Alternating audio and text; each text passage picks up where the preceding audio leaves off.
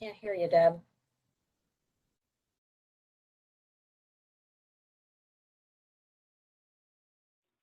Yeah, we can't hear you. I'm not muted. Now we can hear you. You're good now. There you go. Okay. Okay. I just was saying good afternoon. It's 1 o'clock or 1:01, but we're going to wait a few more moments until we have you've given a chance for more attendees to get on the call. So just bear with us for about 3 more minutes and then we'll get started.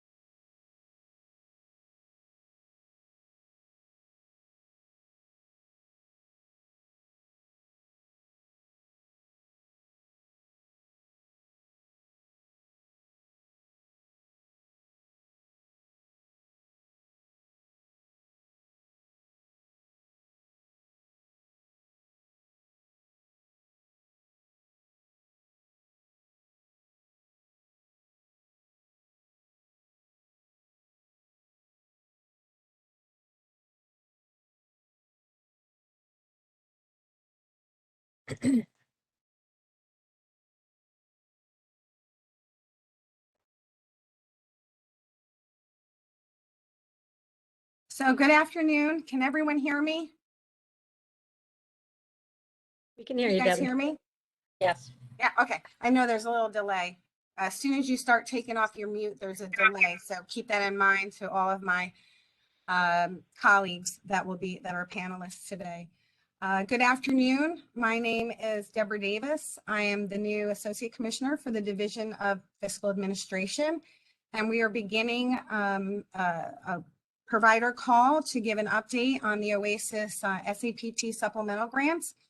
So this is the first of actually 3 information sessions. So I'm new and I had this bright idea that, oh, I guess we do regional calls. So that seemed weird to folks. My apologies, but that's how I originally requested it. So we may not always have regional calls, but I'm starting out that way. So this is the call for New York City. So I welcome all of you who are in attendance. And let's move to the next slide, please. So before we, really get started, I just wanted to share with folks that this presentation is being recorded. Your lines have been muted, so to share comments during and after the presentation, please use the chat function. But also just keep in mind for questions during and after the presentation, please type them in the questions and answer panel. And any unanswered questions from today's meeting, we will follow up with an email to address those questions. Next slide, please.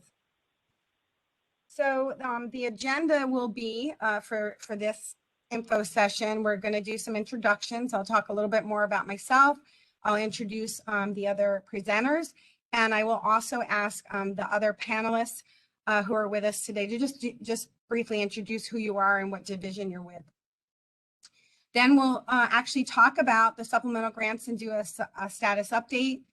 I will then talk a little bit about the procurement process. We will also dive into some of the frequently asked questions and the answers to those that we've seen in the last few months. We'll discuss the idea for doing future webinars and then have a Q&A for the last 15-20 minutes. So that is the planned agenda. So let me just talk to you a little bit more sort of about, why I'm doing this information session. So I started with OASAS about 3 months ago. I came from working on financial operations for the Office of Children and Family Services, and I oversaw Title IV funding for foster care. And before that, I worked at the Division of Budget on the OASAS budget. So I'm really excited that my career has brought me full circle, and I'm back supporting the good work that we do to help the most vulnerable New Yorkers across the state.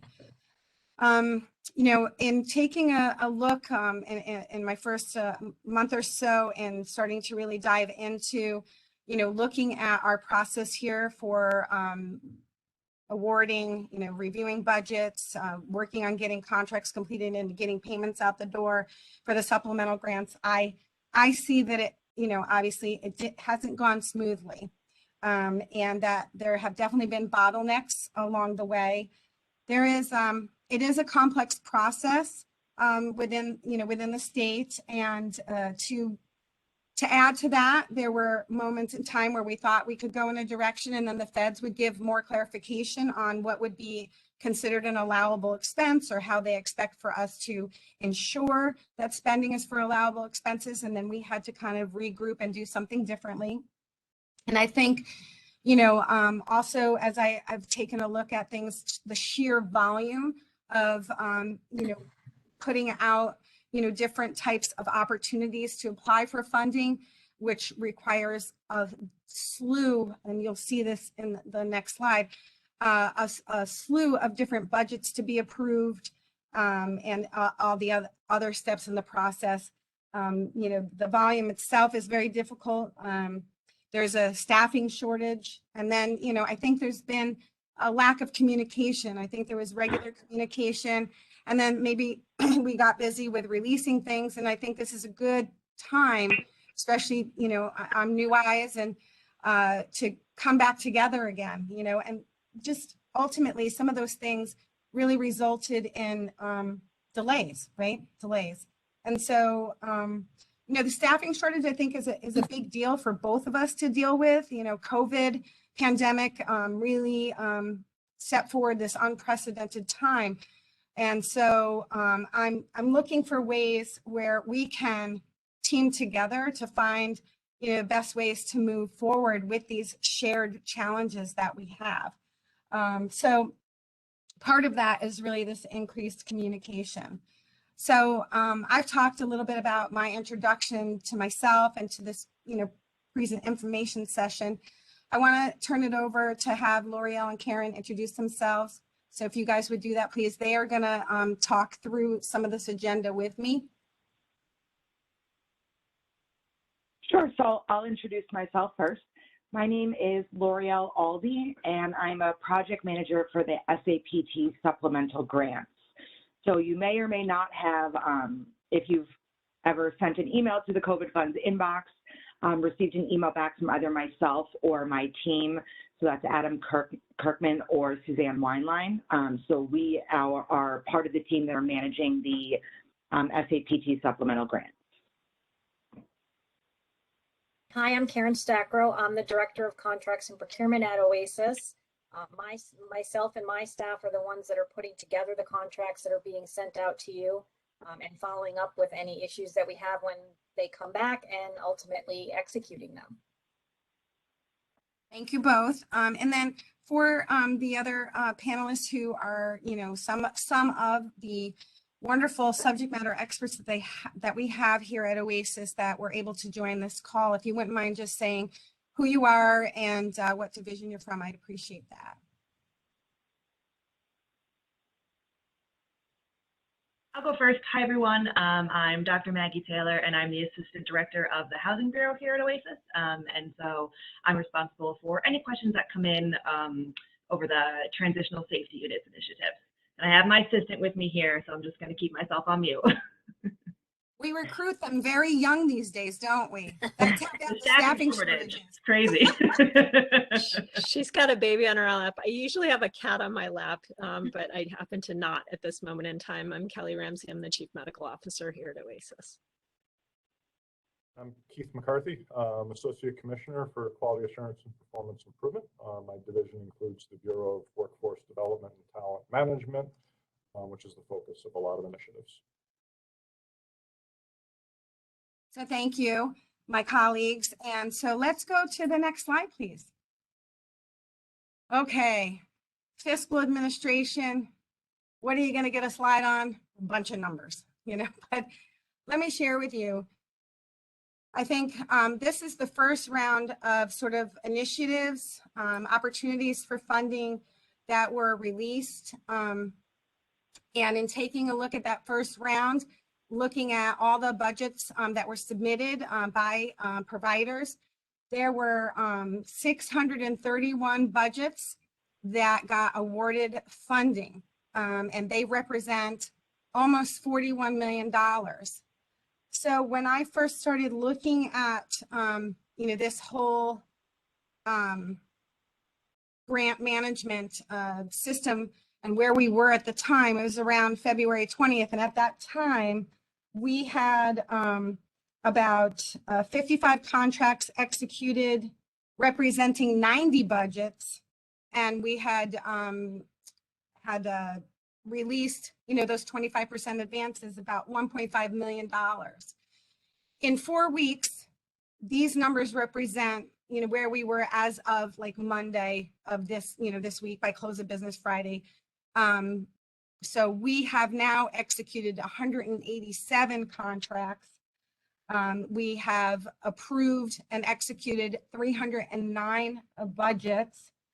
And that total representation is about $20 million. And the payments are now executed at $5.4 million. So we're at about 49% of the budgets and money being approved and to be able to execute the contract and move the money out. And just to share with you those first top ones. So here, where a big bottleneck was. So, and what that means is there were 526 budgets to be reviewed. And I think initially just thinking, what is the best process? We were trying to get, everything done as soon as it came in. So we were, reviewing them, going back and forth with providers when needed, and then, getting to an executed contract. But there were some people who had contracts and some did not. I see that. And so in looking at sort of refocusing us, I've worked with staff, worked with the SMEs, worked across the agency. We really believe that for folks who've been waiting a couple of months for their contracts, that's not good. So we're focused on taking the oldest, people who responded to our, initiatives and submitted budgets, we are looking to execute those first and get them done. That would be the workforce and stabilization. And just to let you know, so we had 526, right, towards the end of February. We are down to the last 45. In 4 weeks, we have done 5 times more than we have ever done. So we're not out of, right, the deep water yet, but this concerted effort that we're making, and also I say, in this time frame, we also were able to hire a few more staff. And that makes, all the difference in the world, along with the learning that we learned along the way, getting through some of the complexities. So I just really wanted you to know that we see that there are providers that have gotten executed contracts for certain initiatives and some that are still waiting. And we wanted to let you know, like from a time frame perspective, that we really focus on trying to get to the oldest ones first. But also know, and I'll talk about that in subsequent slides, that there's a procurement process, and part of that process, your award or your budget or your contract could be somewhere in the mix of where the process is. And so maybe there's a day that, our contracts folks come in and they don't actually have a workforce and stabilization contract to execute. So they don't just not work. They then go to the next initiative that's the oldest, and the next initiative, or there might be an amendment, because when you go to the next initiative, there might be a provider that already got the first contract, they applied for another initiative, and there'll be an amendment. But the first priority is to get to the oldest contracts where you would get your very first contract initiated. The next would be to go to the next, oldest, where you still are looking for that first contract. And then the next is an amendment, but they're not exclusive. But I will say, you can just see that, just from the work that we have, tripled the contracts, 5 times the amount of the budgets, getting through the system. So I see a light at the end of the tunnel, but I think we're going to need a solid, 3-4 weeks to get even more. This will look, just catapulting us forward in another, 3 weeks. So I just wanted to share, that part of the information. But yes, there are more budgets than just this. So next slide, please. So in this, what I call the second grouping, there's another 265 budgets. Now, and again, we'll talk about where they could be in the procurement process, which is the next slide after this. But so they will be in the process of moving towards getting into the contracting process. But if you've been notified of an award, it's important. I just want to make sure that, that it's understood. If you've been notified that you are approved for an award and your amount, you can, spend and know that money will be allowed to be, reimbursed by the supplemental grant money. We didn't get your executed contract yet, but that notification from us that we have approved and you're awarded does mean that your spending will be allowed to be supported by the supplemental grant. But just, let's see, what do I want to say here? So in total right now, from last slide to this slide, of all the budgets that we will have to review, oh, look, my light went out. So we will have 896 budgets that we will have reviewed to get to executing your contracts. And, that's just, the total amount of where we are, and when we're done reviewing all those 896 budgets and executing all those contracts, it will represent 50 million. Now, there are some more, and I think one of them may have just awarded the other day. So it's not showing on my slide because mine were updated as of Monday. So those will be added to the budgets that we need to, review to be able to get to an executed contract. So I hope this type of update of information, kind of level sets where we are and how hard we are working, but maybe how hard we are working will be best or even better represented by the next slide. Next slide, please. So this is sort of the procurement process. And, I'll start it off. because, you know, I have limited information as the associate commissioner, and I'm going to turn it over to Karen, who lives in these weeds every day, to just give you a little overview, you know, to just really understand sort of how, you know, how this works, and also understand how we continue to look for ways to be more efficient. So we developed the solicitation that, you know, that actually takes a lot of thought, right? We work with the subject matter experts, my colleagues that are here with, you know, really great experience to think about, you know, how we can write this up in a way that resonates with our provider network from things that we understand from you.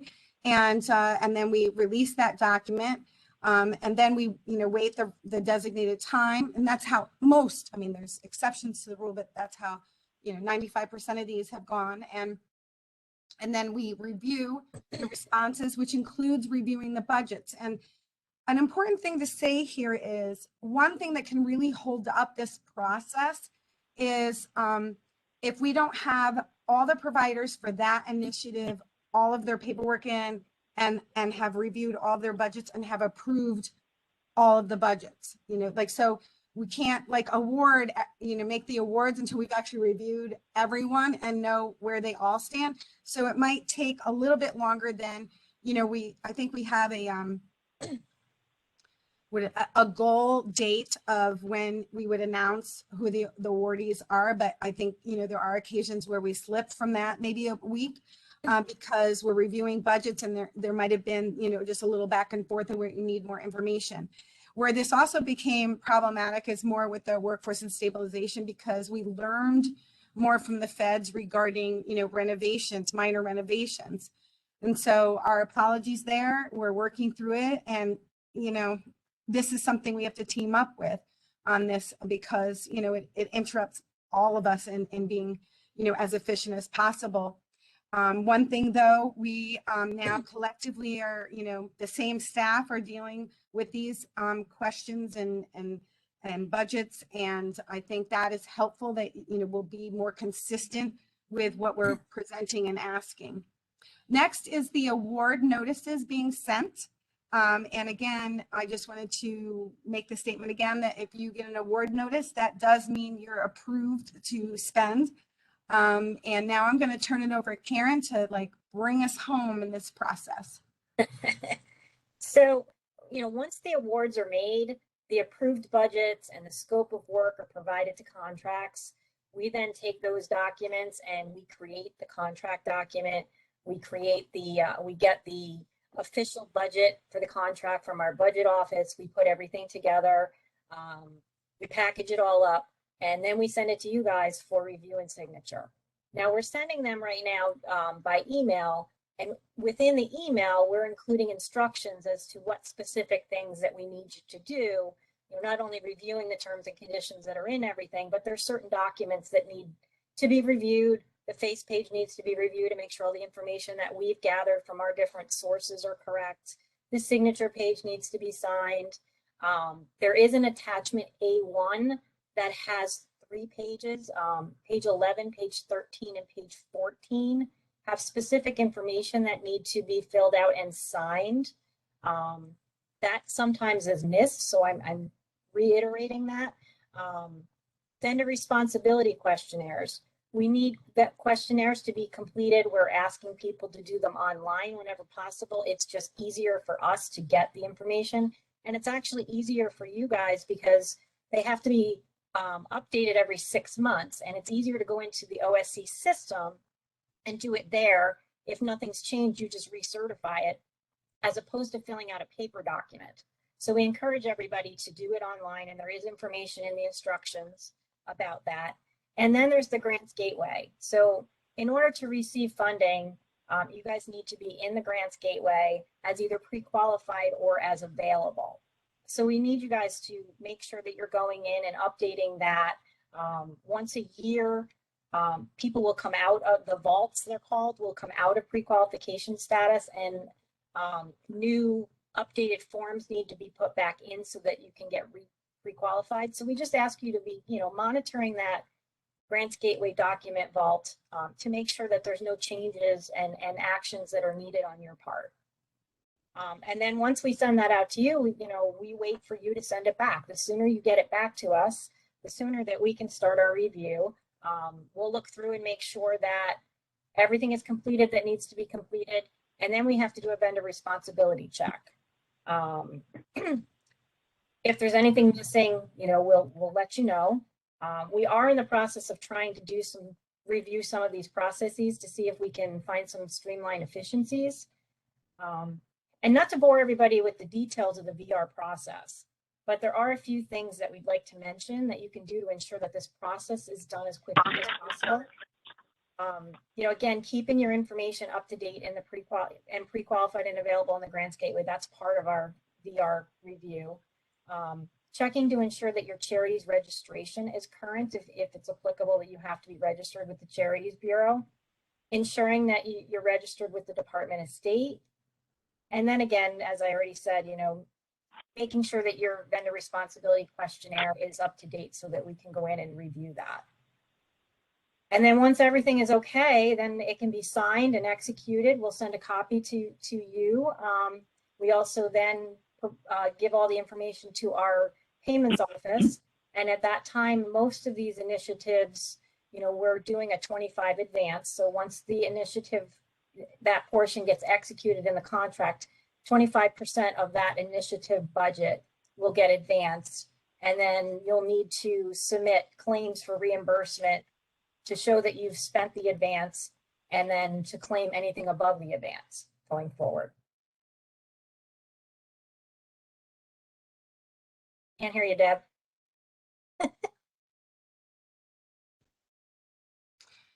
Okay. Hopefully, okay, there it goes. Thank you, Karen. And next slide, please. Okay, L'Oreal's going to take us through frequently asked questions. Sure. So what we wanted to do here was kind of discuss with you a lot of the questions that we received specifically via phone call or through the COVID funds inbox. As Debbie had mentioned, due to a staffing shortage, there was kind of a bottleneck in terms of getting those contracts out, getting the budgets approved, subsequently getting the contracts out. So what I did was kind of have my team take a look at what are the most frequently asked questions that we get into that inbox so that we can kind of cover those with you today. I will say by and far the largest question that we get is, what is the status of my award or my contract? So we get that in many different ways from providers. I will say that it can be difficult if you're not providing enough information to myself or my team members, excuse me, regarding if you have an executed contract, what that contract number is, your provider number, things like that can slow down the response time. But in terms of that specific question and how often we receive it, we do realize our answers have been delayed. Historically, we have done a lot of cleanup in that inbox and got it down to responding on a very regular basis there. What we want to do to make a commitment to you is to ensure you that within 3 business days, you will receive a response from someone if you email the COVID funds inbox. That might not necessarily mean that we've provided you with an answer yet, if it's something that we still need to look further into, but we want you to be rest assured that you will receive a response from someone from that, if you email the COVID funds in regards to what the status is. Again, the more information you can provide us, the quicker we're able to get that response from you. Yeah, I'm just going to add to that, L'Oreal. You already said it, but I'm just going to say it again. If you can give us your provider number, if you have a contract number, or let's say you don't know if you've been awarded yet, right? And you went back to the request for application and you see that the tentative date for awards to go out was going to be such and such a date, and you just want to know, let us know what RFA you're talking about, what was the name of it, and what's your provider number. Or like L'Oreal said, if there's a contract, what's the contract number? That stuff will help us be able to provide an answer, in that initial, emails back and forth with you. That'll be great. Thank you, L'Oreal. Yeah, absolutely. Next, we'll often receive inquiries about receiving reimbursement for admin support to manage their award. So depending on the RFA or the award itself, many of them do allow for that 10% admin support. So if it's included, you want to read through that RFA completely and thoroughly. Always, again, feel free to reach out to the COVID Funds inbox with questions. But if that RFA does indicate that you can get reimbursed for that admin support for the award, that is that allowable 10%. So rest assured that, yes, if that's included in the RFA, you would be reimbursed for that, yes. And the last one to talk about is the filling in and signing of all relevant documents, and then I'll speak to change in staff and how that relates after. In terms of filling in and signing the relevant documents, one thing that we see specifically quite often is budget forms not being filled in completely and or not being signed, signed less often. However, the filling in of the budget forms is extremely important. I believe we may have a webinar in this on that topic, specifically completing budget forms in the future. We already had one shorter one not too long ago. But again, when budget forms are not completed properly, or if there are 2 pages on your budget form and page 1 does not match page 2, that holds up the budget approval process and then subsequently the contracting process. So little things that you can do to just kind of double check yourself before submitting those budgets is making sure that they're filled in completely, signed as needed, page 1 matches page 2, and again, really referring to those budget instruction forms that are included within the RFA. They're usually all the way at the end, can kind of make sure that that budget is going to get through the process quicker. Related to that, that change in staff, so what we're seeing on some of the workforce and stabilization specifically, budget forms, because those were from months ago, last year, October, November, December, is that the contact individual who had signed the budget form and put in an email address in there may no longer be a contact.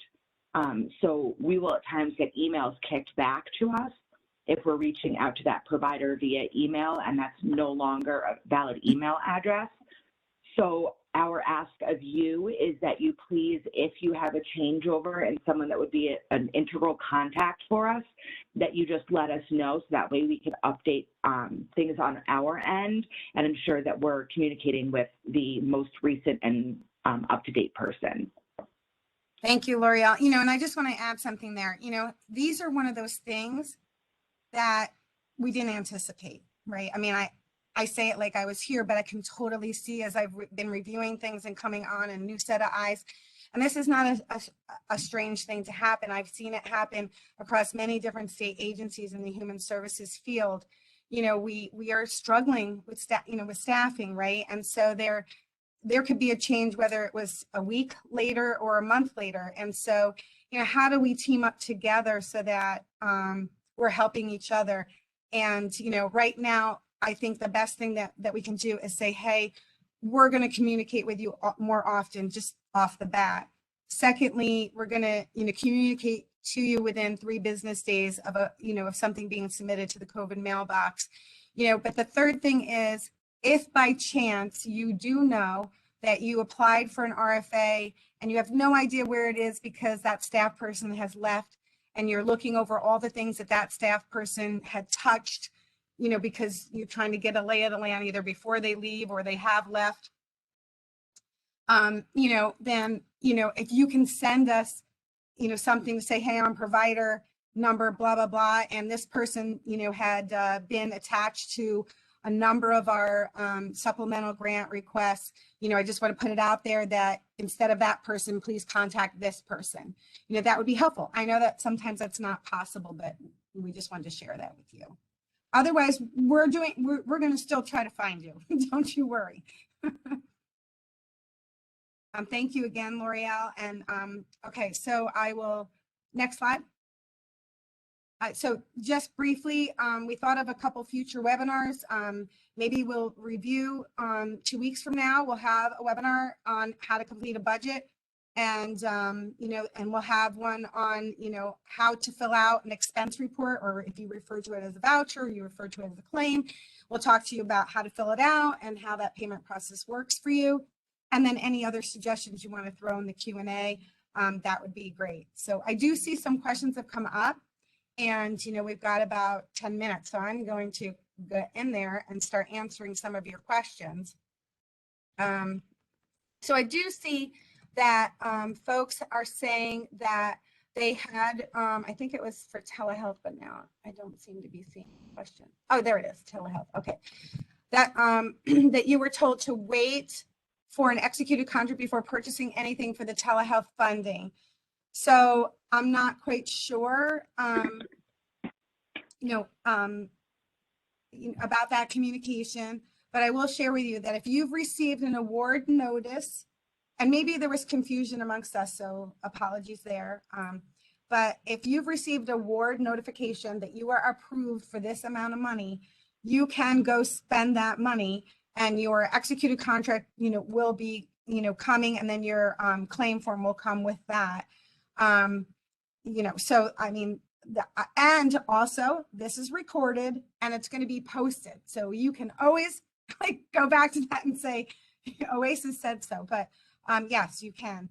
Is there any of my colleagues on that, have anything to add to that question? I just want to make sure. Okay. It wasn't under our division, but the answer you gave makes sense to me. Okay. I also see there is a specific one, so I don't know if we have the answer on today, and I'm not even sure if we're still in, and Karen Stackrow, our contracts expert, will know. But there is an RFA for comprehensive integrated outpatient treatment programs. And so if that RFA is still in that time frame of RFA, then we'll just send out this answer to everyone, and we probably will do that anyway. Yes. But attachment C1, proposal narrative, there are no protocols listed that need to attach our proposal as is listed in other attachments.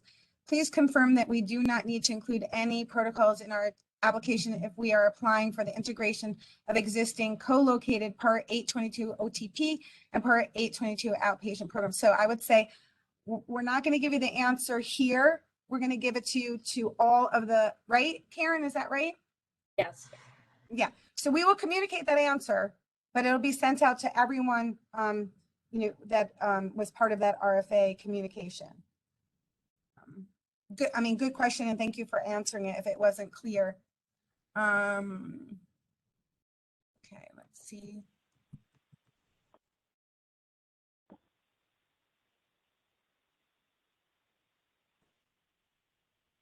So I need to speak with someone regarding this award. Oh, it just skipped on me. This award, please tell me who I can talk to, but unfortunately I can't see what we're talking about.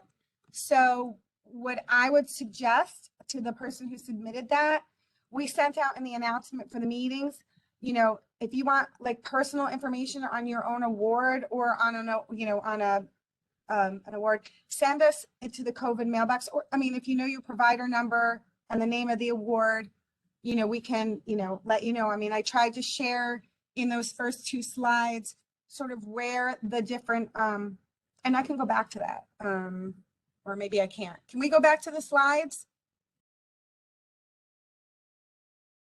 I would need to upload them. I took them down. Oh, okay, that's all right. That's all right. All right, that's quite all right. Or if you can't, Dora, that okay. I want to go to slide number 4 and 5, if you can. But essentially, I can show you sort of where the, if I listed it in the groupings of budgets that have been awarded, then you should have heard a communication. If I had a TBD, then you wouldn't know yet. Yeah, in slide 4, yeah. So if you would go back just one, please, Dora. Thank you so much. So this is the first grouping. So these budgets have been reviewed and awarded. So I don't know if this is one of the initiatives. And then the next slide, please. And then this is the other grouping of the ones that have been, reviewed and awarded. So, but if there's something else more specific, if you wouldn't mind, just submit it to the COVID mailbox with your provider number and your exact, and any other identifying information, and we'll get back to you. See. Can we use the SAPT funds to offset deficits in clinical revenue due to reduced client census from COVID?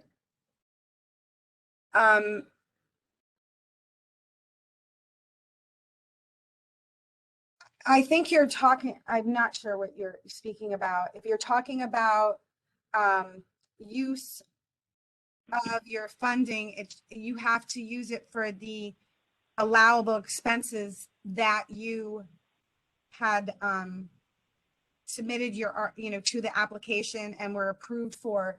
And those are the expenses that will be reviewed when you hand in your expense report. So it has to be for what you applied for.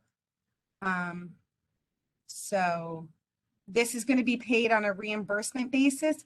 So the first is a 25% advance, but we are waiting until you submit, expenses to support that first 25%. And then the money will be paid thereafter based on the actual expense. So they have to match, what you were award, what that award was actually for. So hopefully that addressed it. But if it didn't, we can see. Okay, so we have someone who's new and they're not sure if their company received an award notice. So again, if you submit that to the COVID mailbox, give me your provider number and let me know what initiative you think you may have applied for. Or I guess if you give me your provider number, we can just look in general if there was anything awarded, but just in, hopefully you do know that you can identify that you did apply for something.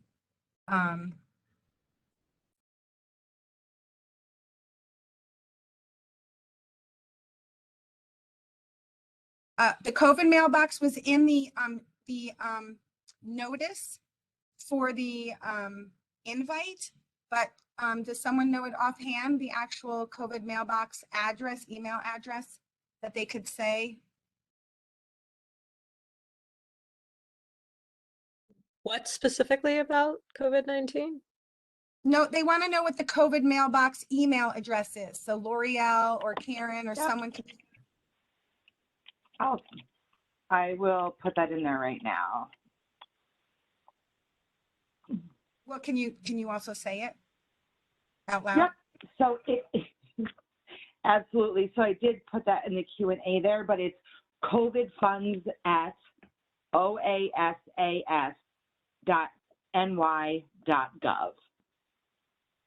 You did that really well. Thank you. And thank you for asking. Let's see, how quickly getting executed contract can we expect to receive funds? Oh, great question. How quickly after getting an executed contract can we expect to receive funds? The longest it should take is a week. The shortest it could take is probably 2 days. Why does it take any time at all? It's because the state financial system requires us to first do a purchase requisition, which then takes like 3 hours to update the system to become recognized as a purchase order that has funding behind it. And then we put in, your exact amount to you as the provider. And then it goes through 3 levels of approval, which is a process we cannot argue with, that is owned by the state financial system. And that might take each level, every time each person approves it, it takes another 3 hours to update. So, and if there, for whatever reason, there's a snag, it could take like a week. And I will also say, last week the system was shut down for 3 days because when we end a state financial, fiscal year, the system shuts down for 3 days. So we were a little backed up, from last week.